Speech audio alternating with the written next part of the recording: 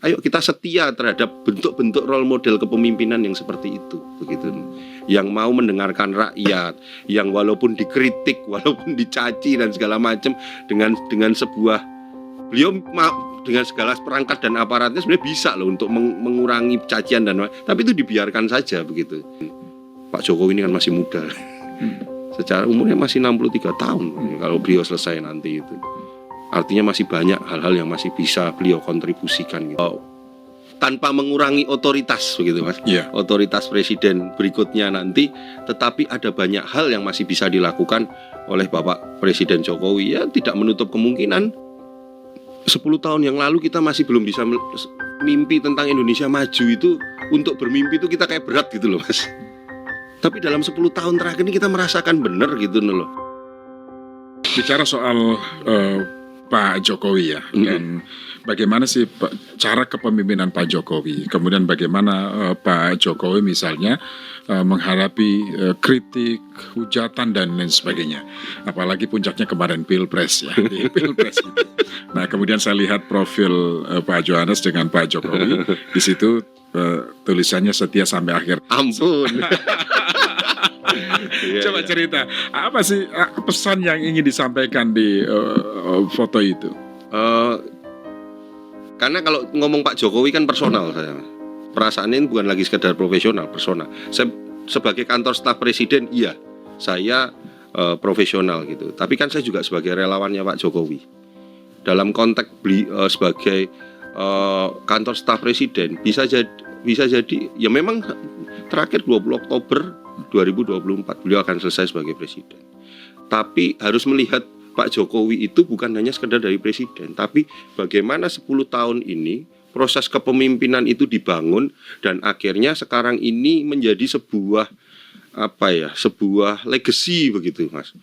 Bahwa kalau dulu kita melihat seorang presiden itu kan sebagai sesuatu yang sakral, yang tidak jauh masyarakat itu untuk bisa berinteraksi susah.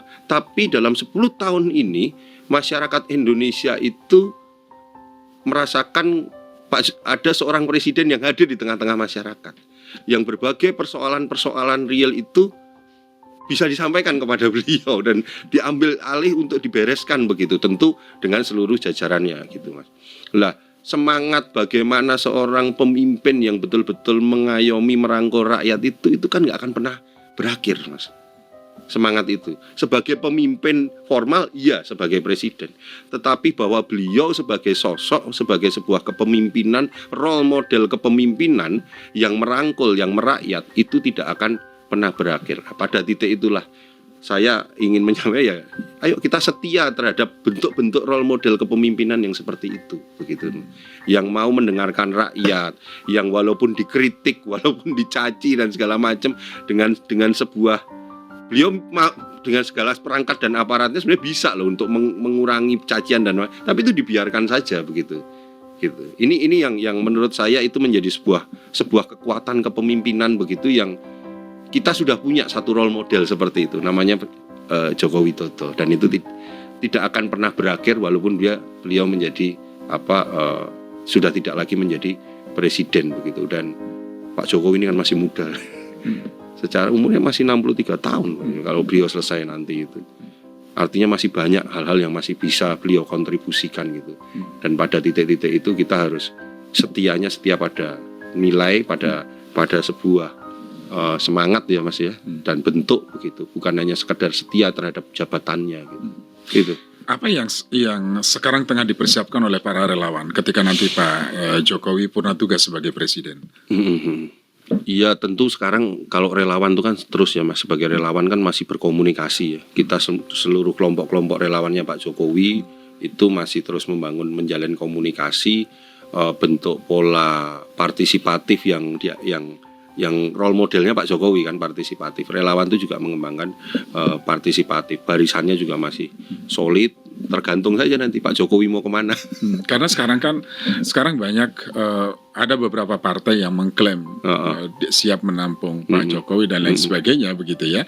Bahkan juga secara terang-terangan mengatakan Pak Jokowi belum saatnya pensiun, quote-unquote. Iya, betul. Nah, artinya ini peluang juga. Apakah ini sangat relate dengan Nah, apa yang diperjuangkan para relawan dan tokoh-tokoh politik itu? Ya, kalau saya melihatnya begini ya Mas ya. Dalam dalam bentuk kepemimpinan nasional tentu role model kepemimpinan Pak Jokowi, apalagi dengan hubungannya hari ini dengan Pak Prabowo, dengan presiden terpilih itu begitu kuat. Bangsa ini tuh membutuhkan konsolidasi kepemimpinan nasional yang kuat Mas itu, dalam menghadapi situasi global. Bagaimana geopolitik global hari ini, bagaimana ekonomi yang kita hadapi, ancaman krisis ekonomi, krisis energi, krisis lingkungan dan segala macam.